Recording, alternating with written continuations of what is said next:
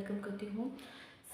आज हम एक बहुत रिसेंट टॉपिक में डिस्कस करेंगे जो कि अभी हमारे कंट्री में बहुत ज़्यादा उस पर डिस्कशंस हो रहे हैं। ओके, बहुत सारे डिस्कशंस हो रहे हैं। वो है मराठी वर्सेस हिंदी। ओके, आज हम एनालिसिस करेंगे कि इनमें से सही कौन है, मराठी सही है या फिर हिंदी सही है। So let's start the video.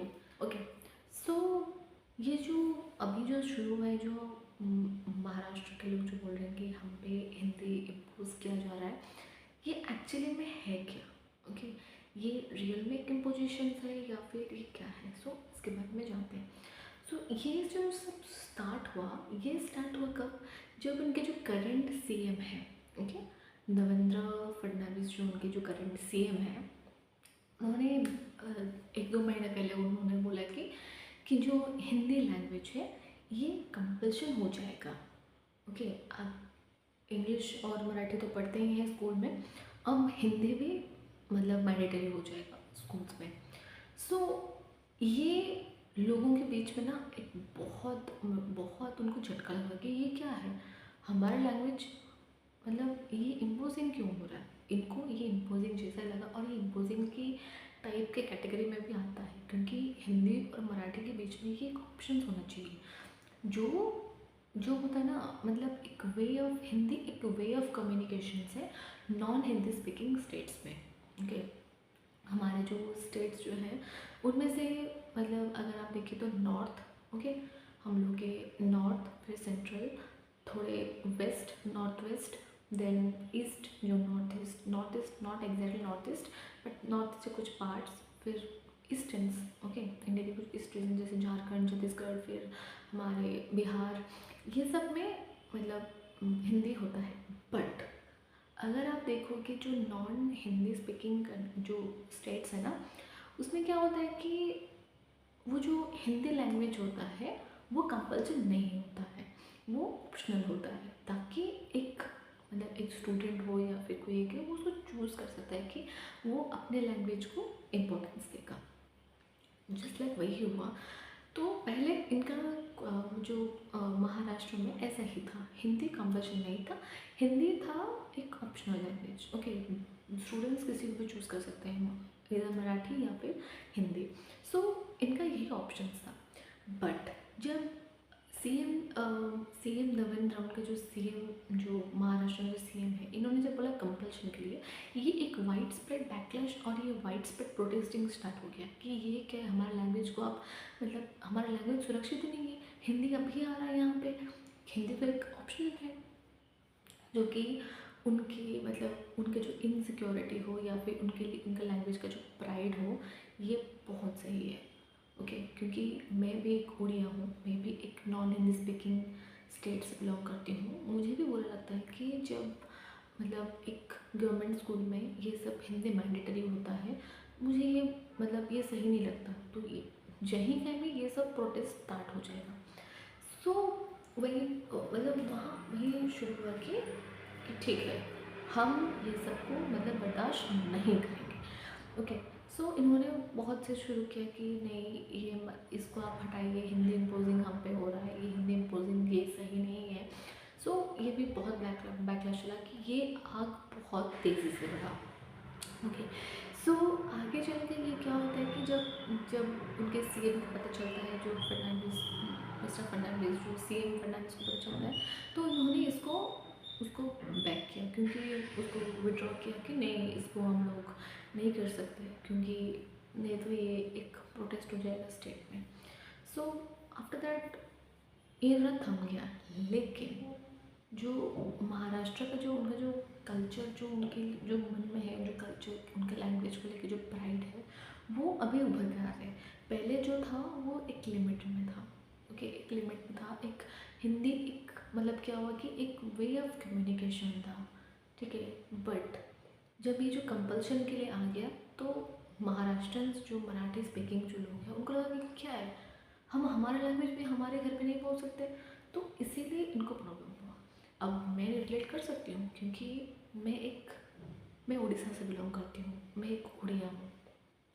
कि बहुत अजीब लगता है क्या रिलेट, कि हम घर पे उड़िया में बात करते हैं, ओके, हम घर पे उड़िया में कन्वर्सेशन फैमिली के साथ हम लोग उड़िया में करते हैं।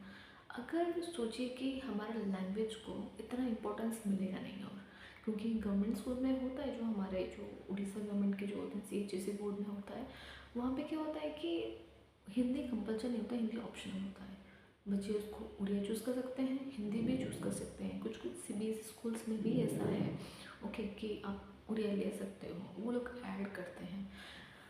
सो इवन मैं सेंट्रल स्कूल में पढ़ती थी, ओके, आई एम एक्स के भी, बट हमारे उस वक्त उड़िया सब्जेक्ट नहीं था, अभी शायद ऐड हो गया होगा, बट उस वक्त नहीं था। तो हमें बहुत दिक्कत होता था उड़िया सब्जेक्ट्स के लिए। या फिर ICSE के जो स्टूडेंट्स होते हैं वो लोग क्या करते हैं ना, उड़िया तो होता ही है लेकिन वो लोग लेते नहीं हैं, वट एवर उनका वो डिसीजन होता है। सो ये जो कंपल्शन होता है ना, ये बहुत प्रॉब्लम होता है, ओके, स्टूडेंट्स के लिए बहुत प्रॉब्लम होता है कि क्या है। सो इसलिए ये लोग मतलब डिसीजंस ये लोग इस पर डट कर ले कि नहीं, हमें पोजीशन नहीं चाहिए, हमें महाराष्ट्र में चाहिए, जो कि सही है, ओके। सो अब आते हैं कि हिंदी हिंदी क्यों इम्पोर्टेंट है, ठीक है। हिंदी 1950 में आफ्टर इंडिपेंडेंस हिंदी को एक मतलब हिंदी जो लैंग्वेज है उसको मिला कि ये जो लैंग्वेज है यूनियन का लैंग्वेज है, ओके। सो इसमें क्या होगा कि मतलब यूनियन जो सेंट्रल गवर्नमेंट है ये लैंग्वेज यूज़ कर सकते हैं, ओके। तो ये जब हुआ था तब उसके लिए एक स्पेशल आर्टिकल भी है, आर्टिकल 351, ठीक है। इसमें बोलते हैं कि लैंग्वेज को डाइवर्सिफाई करिए, बट आर्टिकल 351 में ये भी लिखा है कि आप इम्पोज नहीं कर सकते। लेकिन यहाँ पे गवर्नमेंट एक गलती कर रहा है। गवर्नमेंट क्या करता है ना, हर साल जो लोग हिंदी स्पीकिंग जो स्टेट्स होते हैं, सबको पता होगा कि स्कूल में एक होता है कि हिंदी पखवाड़ा, ओके। हिंदी पखवाड़ा का मतलब क्या होता है कि हिंदी को उस दिन हम लोग हिंदी जो जो जो हम लोग का लैंग्वेज है हिंदी, हम उसको ऑब्जर्व करते हैं बाई डिफरेंट एक्टिविटीज़, ऐसे हो, ऐसे राइटिंग से हो, डिबेट का हो, या फिर कोई स्पीच से हो, तो ये सब हिंदी को हम लोग करते हैं। लेकिन गवर्नमेंट का यहीं पे एक फॉल्ट होता है क्या, वो जो हिंदी इम्पोजिंग जो होता है ना, वो हर स्टेट को बोलते हैं करने के लिए। जो हिंदी स्टेट्स हैं उनके लिए कुछ लगता नहीं कि ठीक है हम अपने लैंग्वेज को करेंगे, लेकिन जो नॉन हिंदी स्टेट्स है जहाँ पे हिंदी ऑप्शनल है, Hindi just a way of communication है, वहाँ पर दिक्कत होगा। इसीलिए तो तमिलनाडु ने इसको बहुत अपोज किया था कि नहीं, ये तो नॉन स्पीकिंग मतलब नॉन हिंदी स्पीकिंग है, आप इसमें कंपल्सन नहीं कर सकते, ओके। सो यही होता है, अगर इम्पोज करेंगे तो लोग तो हम बोले होंगे कि उनको उनका लैंग्वेज, क्योंकि लैंग्वेज ही कल्चर का एक रूट होता है, ओके। सो लोग नहीं चाहेंगे कि हम अपने रूट्स को भूल जाएं, ओके। सो यहीं पे होता है। अब बोलते हैं कि गवर्नमेंट इसके लिए क्या करना चाहिए, ओके। फर्स्ट ऑफ ऑल मैं बोलती हूँ कि ये जो अभी जो चल रहा है कि मराठी वर्सेस हिंदी, ये जो चल रहा है इसको ना बैलेंस करना चाहिए। जो यूनियन हम लोग की जो सेंट्रल गवर्नमेंट है, इसको फर्स्ट ऑफ ऑल वो फर्स्ट इस पर इन्वॉल्व होना चाहिए कि ये क्यों हो रहा है, ओके। ये तो सिर्फ एक स्टेट का नहीं है, आज मराठी में, आज महाराष्ट्र में ऐसा हुआ है, फिर अगर आप देखो तो बैक देन कन्नड़ा में भी हो रहा था, तमिलनाडु में भी है, okay. Actually government of India को इसके बारे में सोचना चाहिए कि ये सब क्यों हो रहा है, एंड गवर्नमेंट ऑफ इंडिया को इसके लिए एक बैलेंस अप्रोच तो सेट करना होगा कि इसको कैसे करके बैलेंस करें, ओके। तो बैलेंसिंग बहुत इंपॉर्टेंट होता है। अगर बैलेंस नहीं होगा तो ये जो यूनिट एंड डाइवर्सिटी का जो हम लोग का एक है ना, ये ख़त्म हो जाएगा। यूनिट एंड डाइवर्सिटी का मतलब क्या होता है कि एक डाइवर्सिफाई कल्चर लाके हम लोग यूनाइट होकर एक कंट्री में रहते हैं। जब स्टेट फॉर्मेशन हुआ था तब फेडरलिज्म जो आया था वो क्यों आया था, फेडरलिज्म इसीलिए आया था कि आप जो स्टेट से बिलोंग करते हैं, आप अपना जो लैंग्वेज है, आपका जो कल्चर है, आप उसको इंटैक्ट रखिएगा। सिर्फ आप इंडियन होंगे बट अपना अपना कल्चर्स को आप मेंटेन रखिएगा। तो अगर ये सब अगर शुरू होता है तो फेडरलिज्म का जो आप जो हिंदी इम्पोजिंग होगा, तो ये तो कहीं ना कहीं फेडरलिज्म को एक टेम्पर करता है। सो यही दिक्कत होगा। लेकिन गवर्नमेंट ऑफ इंडिया इसके लिए कुछ कर नहीं रहा है, बट अगर इसमें अगर ज़्यादा बढ़ा ठीक है, ये ज़्यादा बढ़ बढ़ के दूसरे दूसरे स्टेट्स में गया, अगर ये होता है ना इम्पोजिंग, अगर कंपल्सन हो गया ना, तो ये एक सिविल वॉर का भी एक स्टेप हो सकता है। क्योंकि सिविल वॉर तो ऐसे ही शुरू होते हैं, क्योंकि डिफरेंट डिफरेंट मतलब उनके जो ग्रुप्स होते हैं वो लोग अपना अपना ओपिनियन देते हैं, फिर नहीं होता तो वो लोग झगड़ा करते हैं, मारपीट होता है, तो ऐसे ही सिविल वॉर स्टार्ट होता है। सो गवर्नमेंट इसके लिए मतलब इसके लिए बहुत उसको बैलेंस अप्रोच करना ही होगा, नहीं तो ये देश को तबाह कर देगा। ओके, महाराष्ट्र एक बहुत बड़ी इकोनॉमी है इंडिया की। ओके, फिर सेकेंड लार्जेस्ट जो होता है, जो हमारा स्टेट है, सेकेंड लार्जेस्ट स्टेट है। सो ये बहुत इम्पॉर्टेंट है गवर्नमेंट को सोचने के लिए। सो अब हम डिस्कस करते हैं कि सही कौन है। मराठी लोग अभी जो बोल रहे हैं वो सही है या फिर हिंदी बोल रहे हैं वो सही है। देखिए, दोनों में से कोई भी सही नहीं है, क्योंकि आप जब महाराष्ट्र में रहते हैं, ओके, महाराष्ट्र में जब रहते हैं मतलब आप लोग मराठी बोलिए। जब आप सपोज़ आप महाराष्ट्र से कहीं बाहर जा रहे हैं, कहीं आपका पोस्टिंग कहीं होता है, सपोज सेंट्रल गवर्नमेंट जॉब लग गया किसी का, एक महाराष्ट्र का, सेंट्रल गवर्नमेंट जॉब तो कोई छोड़ेगा नहीं, जैसे हो गया रेलवेज़ हो गया, या फिर डिफरेंट डिफरेंट हम लोग के गवर्नमेंट जो होता है, वहाँ पे क्या होता है ना, आपको हिंदी बोलना पड़ता है। वे ऑफ कम्युनिकेशन तो हिंदी। आपका सपोज मतलब आपका जो होता है ना, मतलब ट्रांसफ़र होता है नॉर्थ में तो मराठी कोई बोलता नहीं है, तो वहीं पे दिक्कत होगा, वहाँ बहुत दिक्कत होगा कि मराठी ही बोलते हैं, हिंदी आप मतलब हिंदी को आप भूल गए हो, तो ये बहुत बहुत प्रॉब्लमेटिक होगा महाराष्ट्र पीपल लोगों के लिए जो लोग बाहर जा रहे हैं।